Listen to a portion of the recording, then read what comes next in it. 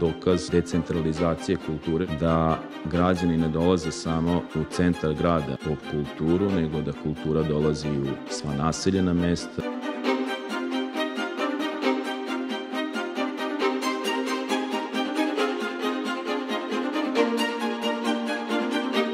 Stepanović je dobilo prelep prostor, prelep kulturni centar. Na ovom mestu je nekad bio Dom kulture, nekad je bila novosadska, odnosno pogon novosadske fabrike Niva. Kulturna stanica će imati 923 kvadratna metra, takođe ceo objekat ima 1743 kvadrata, pošto ovde imamo i naše najstarije sugrađene udruženje penzionera, takođe imamo i judo klub, lovačko društvo, ali ono prvo što sam video, baletska sala, tu će naši najmlađi vežbati, trenirati, učiti svoje prve baletske korake. Očekujemo da imamo i dalje neke lepe povode, da se viđemo u Stepanoviću češće u ovoj kulturnoj stanici.